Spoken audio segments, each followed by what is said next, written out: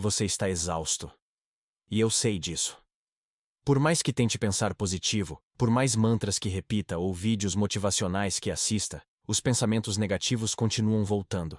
Eles chegam à noite quando tudo está quieto. Aparecem no meio do trabalho sem aviso. E cada vez que surgem, você trava uma guerra mental tentando expulsá-los como se fossem invasores. Mas o que ninguém te contou, o que a indústria da positividade tóxica jamais vai admitir, é que essa guerra interna é justamente o que está alimentando esses pensamentos. Você foi treinado para acreditar que pensamentos negativos são defeitos. Que ter dúvidas, medos, inseguranças ou até raiva é sinal de fraqueza, de mentalidade errada, de que você precisa se consertar. Então você tenta apagá-los com afirmações vazias, tenta se distrair com prazeres instantâneos, tenta fingir que está tudo bem enquanto uma parte sua implora para ser ouvida. E essa parte não vai embora só porque você mandou ela calar a boca. Carl Jung entendeu algo que poucos têm coragem de admitir. Quanto mais você luta contra um conteúdo psíquico, mais energia você dá a ele. A psique funciona por compensação. E tudo que é reprimido não desaparece, apenas se desloca para o inconsciente e ganha força. Sua mente não está quebrada. Ela está tentando chamar sua atenção. Quando você pensa, sou um fracasso, isso não é um erro de software mental. É a expressão simbólica de uma ferida antiga. Talvez de uma infância onde você nunca foi reconhecido. Ou de anos vivendo uma vida que não reflete quem você realmente é. Quando o pensamento nada faz sentido surge, pode não ser depressão química. Pode ser a alma gritando que você se afastou demais dos seus valores mais autênticos. E aqui está a verdade que ninguém quer enfrentar. Lutar contra o que você sente é exatamente a receita para ficar preso naquilo para sempre. O pensamento negativo não é um inimigo. É uma mensagem. E se você aprender a ouvi-lo, a entendê-lo, a integrar essa parte de você que continua tentando aniquilar, algo muda. Você deixa de ser escravo da sua mente e começa a se tornar seu aliado. Para Jung, pensamentos negativos recorrentes não são erros aleatórios da mente. São expressões simbólicas de conteúdos inconscientes, tentando emergir à superfície da consciência. Mais do que isso, surgem como tentativas de restaurar o equilíbrio psíquico. Quando sua vida externa se afasta demais da sua verdade interna, a psique responde. E essa resposta frequentemente vem na forma de pensamentos sombrios. Pense num exemplo clássico. Aquele pensamento persistente de sou um fracasso. A abordagem tradicional tenta combatê-lo com afirmações positivas. Não. Você é vencedor. Tudo vai dar certo. Mas isso não resolve nada porque o pensamento é apenas o sintoma. É a ponta do iceberg. Sob ele, existe um mar profundo de experiências passadas, emoções não processadas, crenças formadas na dor. Talvez esse pensamento venha de uma infância onde você foi exigido demais e elogiado de menos. Talvez venha de uma fase da vida onde você traiu seus próprios valores para agradar os outros. Talvez esteja dizendo que o caminho em que você está não é realmente seu. O ponto é, ele está tentando te mostrar algo que você precisa olhar, mesmo que doa. Jung acreditava que negar esse conteúdo é negar a si mesmo. Que ignorar esses sinais da alma é viver uma vida desconectada, onde tudo parece certo por fora, mas profundamente errado por dentro. Pensamentos negativos não querem destruir você. Eles querem acordá-lo. E isso se aplica a todo tipo de pensamento que você tenta suprimir. Quando você sente que está sempre em perigo, que algo ruim vai acontecer, que o futuro te ameaça, talvez sua mente não esteja exagerando, talvez ela esteja mostrando que você vive em estado constante de alerta, porque nunca se sentiu verdadeiramente seguro. Talvez o passado ainda esteja operando no presente. E o pensamento ansioso é um pedido por segurança real, não ilusão reconfortante. Quando você sente que nada faz sentido, que a vida está vazia, que tudo perdeu o brilho, talvez não seja um distúrbio químico. Talvez seja o grito da alma dizendo que você se afastou demais do que realmente importa. Está vivendo uma vida que não te representa. Está seguindo o roteiro de outra pessoa. O que a maioria chama de distorção cognitiva, Jung chamava de símbolo. O pensamento negativo, para ele, era como uma carta do inconsciente. E cada vez que você tenta rasgar essa carta antes de lê-la, só garante que ela será reenviada com mais força, com mais urgência. Então a pergunta que você precisa fazer não é como elimino esse pensamento, mas sim o que ele está tentando me dizer. Essa mudança de pergunta muda tudo, porque você passa de inimigo da sua mente para explorador da sua alma. Mas para começar esse processo, você precisa aprender algo que pode mudar completamente. Sua relação com seus pensamentos. Como criar distância entre o que você pensa e quem você realmente é. Até agora você acreditou que seus pensamentos diziam algo essencial sobre quem você é. Você pensou, sou um fracasso, e acreditou nisso. Ninguém me ama, surgiu e você tomou como verdade absoluta. A mente formulou, tudo vai dar errado. E você começou a viver como se já estivesse condenado. Mas e se eu te dissesse que você não é seus pensamentos? Que existe um você mais profundo, mais quieto, que observa esses pensamentos mas não é definido por eles. Jung entendia que a verdadeira liberdade começa no momento em que você cria distância entre a consciência e o conteúdo da mente.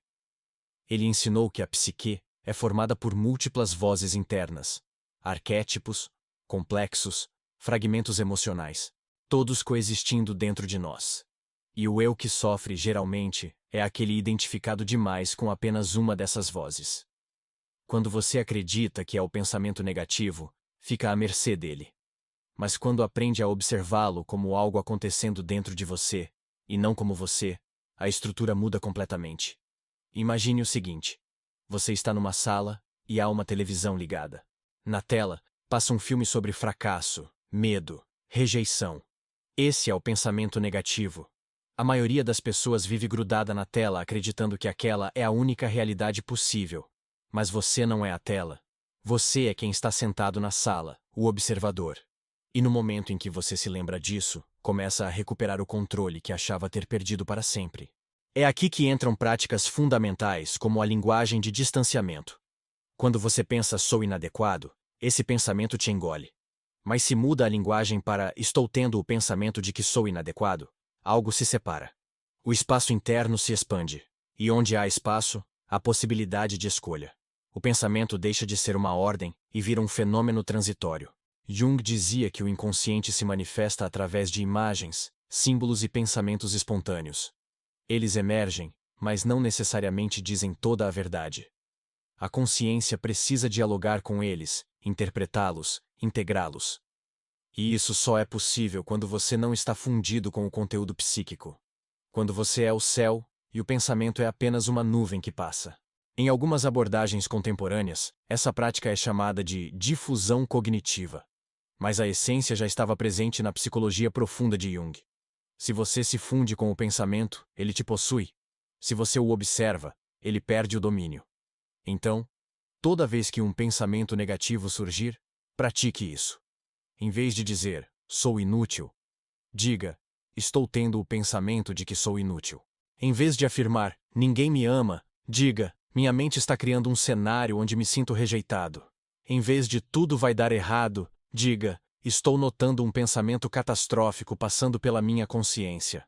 Parece simples, mas esse movimento da linguagem gera uma reorganização psíquica. Reafirma que existe algo maior dentro de você do que o conteúdo que está emergindo. Uma consciência observadora. Uma âncora. Uma presença.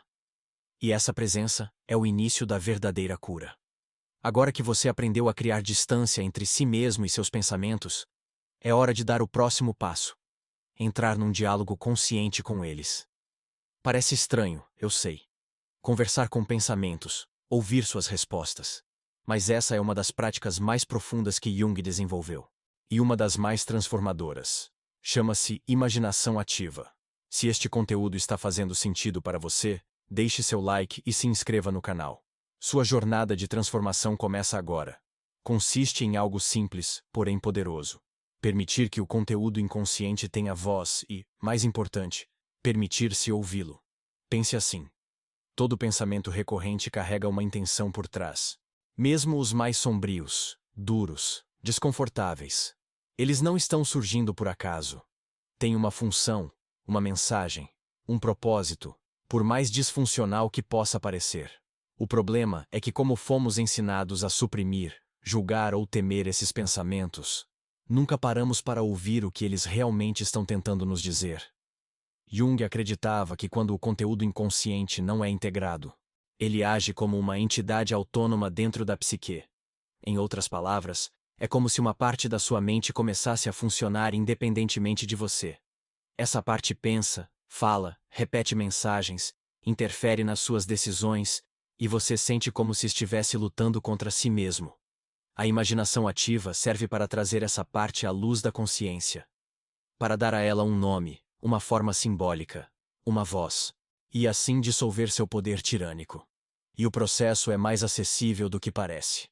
Você só precisa de papel, silêncio e coragem. Comece assim. Quando um pensamento negativo surgir, sente-se com ele. Feche os olhos. Visualize-o como uma figura, uma pessoa, um animal, uma sombra, o que vier à sua mente. Dê a ele um corpo, um rosto, um nome se desejar. E então comece o diálogo.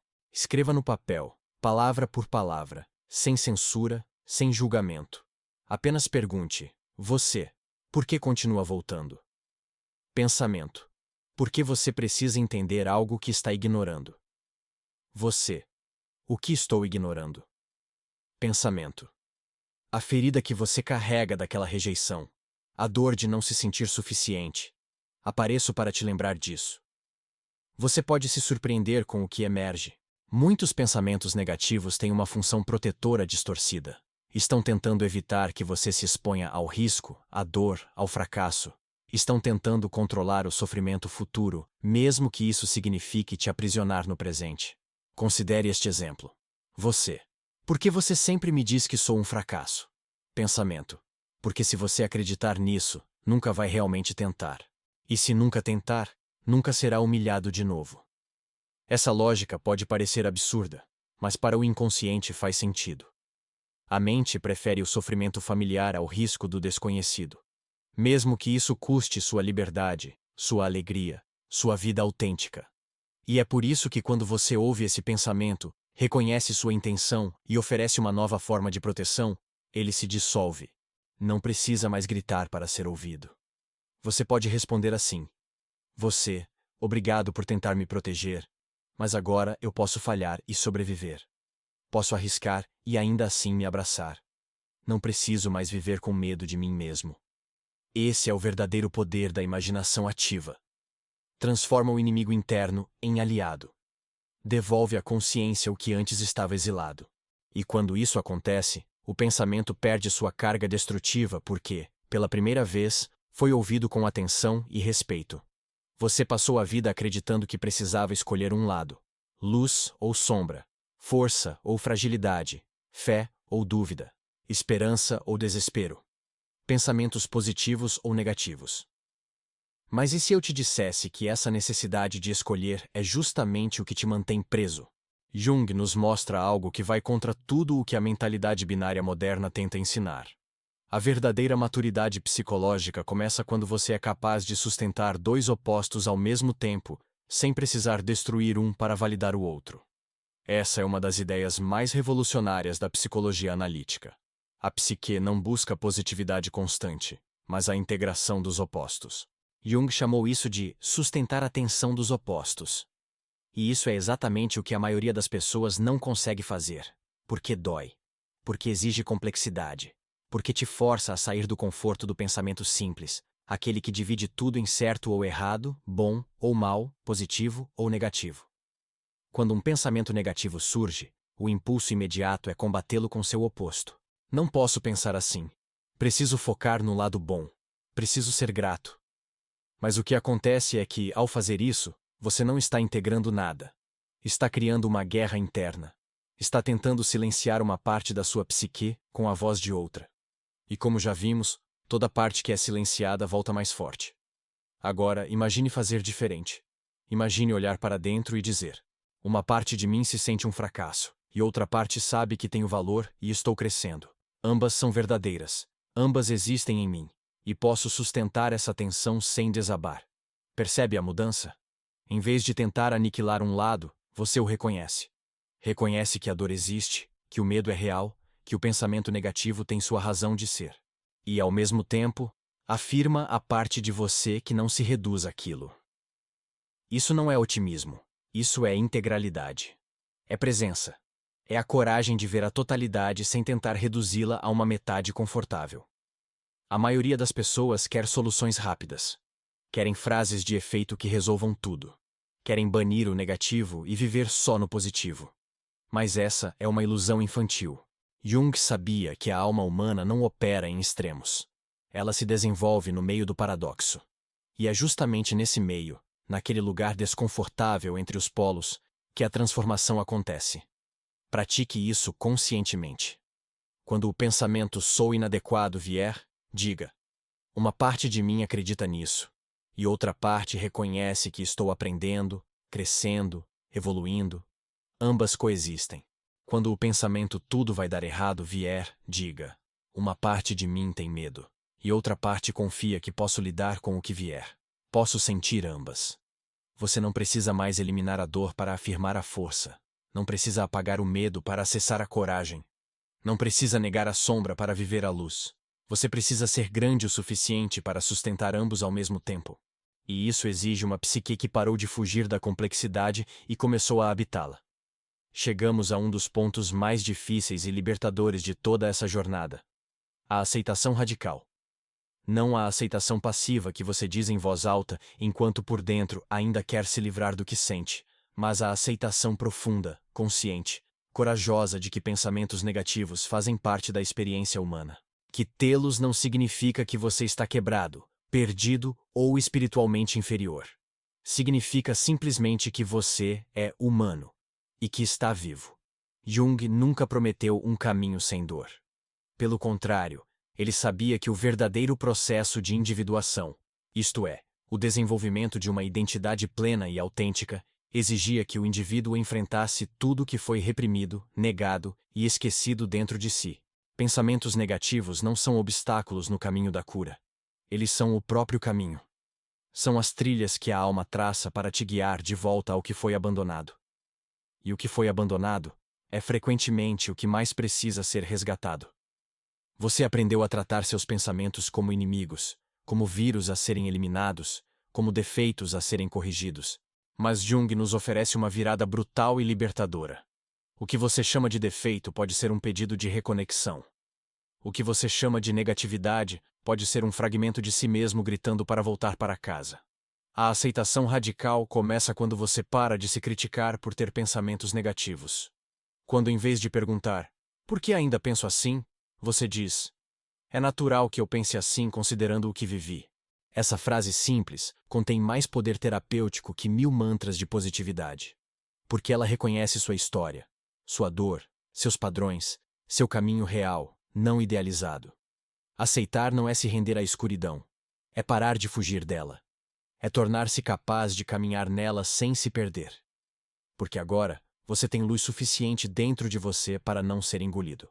Você aprendeu a observar seus pensamentos, a dialogar com eles, a ouvir suas mensagens, a sustentar os paradoxos, e agora, finalmente, pode deixá-los existir sem guerra, sem fuga, sem desespero. Isso não significa que os pensamentos negativos vão desaparecer. Eles vão continuar surgindo como qualquer parte viva da psique. Mas agora eles não terão mais poder tirânico sobre você. Porque você parou de se identificar com eles e começou a compreendê-los. Eles não definem quem você é. São apenas vozes passageiras num vasto teatro interno. E você, finalmente, está sentado na cadeira da consciência, assistindo com clareza, com presença, com autoridade. Jung dizia que a verdadeira força do ego não está em dominar a mente, mas em ser capaz de sustentar os opostos sem desabar. Essa é a maturidade psíquica. Essa é a liberdade interior. Isso é o que você está construindo, passo a passo, pensamento a pensamento, com cada decisão de olhar para dentro sem fugir. Em sua obra, A Estrutura e a Dinâmica da Psique, Jung demonstra que os conteúdos do inconsciente não são aleatórios, mas carregam significado e energia psíquica. Ele explica que a função compensatória da psique busca sempre o equilíbrio entre consciente e inconsciente. Quando negamos essa dinâmica natural, criamos aquilo que ele chamou de complexos autônomos, fragmentos psíquicos que ganham vida própria e nos dominam de dentro. Um exemplo prático dessa teoria pode ser visto na vida de muitos profissionais bem-sucedidos, que após anos mantendo uma fachada de controle e positividade absoluta, experimentam crises existenciais profundas. O executivo que sempre disse sim e negou seus limites, de repente se vê paralisado por ataques de pânico. A pessoa que sempre foi forte para todos, desmorona quando precisa pedir ajuda. Esses não são colapsos aleatórios, mas erupções do inconsciente exigindo ser ouvido. Como Jung afirmava, aquilo que você mais resiste, persiste e cresce em poder. Outro exemplo comum está nos relacionamentos. A pessoa que reprime sua raiva e frustração para manter a harmonia acaba explodindo de forma desproporcional por questões pequenas, ou desenvolve ressentimentos profundos que corroem a relação por dentro. Jung ensinava que a raiva reprimida não desaparece. Ela fermenta no inconsciente e eventualmente encontra outras formas de expressão, geralmente mais destrutivas. A solução não está em não sentir raiva, mas em reconhecê-la, compreender sua mensagem e integrá-la conscientemente. Na prática diária, você pode aplicar essa sabedoria junguiana através de um ritual simples. Ao final de cada dia, reserve 10 minutos para escrever livremente sobre os pensamentos que mais te incomodaram. Não censure, não julgue, apenas escreva. Depois, releia e pergunte a cada pensamento: o que você está tentando me proteger? Ou, de que ferida antiga você está falando? Esse diálogo escrito é uma forma de imaginação ativa acessível a todos e pode revelar padrões surpreendentes sobre suas verdadeiras necessidades emocionais. Considere também o exemplo de Maria, uma terapeuta que sempre teve pensamentos recorrentes de não sou boa o suficiente, apesar de todo o seu sucesso profissional. Quando finalmente aplicou a imaginação ativa, descobriu que esse pensamento era a voz de uma criança de 8 anos que nunca se sentiu vista pelos pais ocupados demais. O pensamento não queria sabotá-la, queria validação. Quando Maria começou a dialogar com essa parte ferida, oferecendo a ela o reconhecimento que nunca teve, o pensamento perdeu gradualmente sua força opressora. Ela não o eliminou, mas o integrou com compaixão. A técnica de sustentar os opostos pode ser praticada através do que Jung chamava de função transcendente. Quando sentir dois impulsos contraditórios, em vez de escolher um e reprimir o outro, sente-se em meditação e visualize ambos como figuras diante de você. Deixe-os dialogar. Permita que uma terceira posição emerja espontaneamente. Uma síntese que honra ambos os lados. Por exemplo, se uma parte quer segurança e outra quer aventura, a função transcendente pode revelar um caminho onde você constrói bases sólidas que permitem riscos calculados. Agora, imagine sua vida daqui a 1 ano. Você não eliminou seus pensamentos negativos, mas transformou completamente sua relação com eles. Eles ainda surgem de vez em quando, como velhos conhecidos trazendo notícias do inconsciente, mas você não entra mais em pânico. Você não se identifica mais com eles. Você os recebe, escuta o que tem a dizer, agradece pela mensagem e deixa-os partir. Você descobriu que é o céu vasto onde nuvens passam, não as próprias nuvens. Você percebe que sua força não está em ter sempre pensamentos corretos ou positivos, mas em ter capacidade de sustentar a totalidade da experiência humana sem desabar. Você pode sentir medo e ainda assim agir com coragem. Pode duvidar de si e ainda assim continuar crescendo. Pode carregar feridas antigas e ainda assim construir um futuro autêntico. Essa é a verdadeira individuação que Jung tanto defendeu. Tornar-se inteiro, não perfeito. Tornar-se consciente, não invulnerável. Tornar-se humano em sua plenitude, com todas as contradições, sombras e luzes que isso implica. A jornada que você iniciou hoje não tem um ponto final. Ela é um processo contínuo de diálogo com sua alma, de reconhecimento das vozes internas, de integração do que foi rejeitado. Haverá dias difíceis ainda. Haverá momentos em que você se esquecerá dessas lições e voltará aos velhos padrões. Mas agora você tem um mapa. Você sabe que os pensamentos negativos não são seus inimigos, mas mensageiros. Você sabe que a cura não vem da repressão, mas da integração. Você sabe que sua mente não está quebrada, está apenas pedindo para ser ouvida. Então respire fundo. Olhe para dentro com compaixão. E lembre-se das palavras de Jung. Não se torna iluminado imaginando figuras de luz, mas tornando a escuridão consciente. Sua sombra não é sua inimiga. É a metade esquecida de você mesmo esperando para voltar para casa. E quando você finalmente abre os braços e a recebe, você se torna inteiro. Você se torna livre. Você se torna verdadeiramente você. A revolução não está em eliminar o que te assusta, mas em ter coragem de olhá-lo nos olhos e perguntar: o que você precisa de mim? Porque muitas vezes a resposta será surpreendentemente simples: apenas ser visto, ouvido e aceito. E no momento em que você oferece isso à parte mais sombria de si mesmo, algo milagroso acontece. A guerra interna cessa.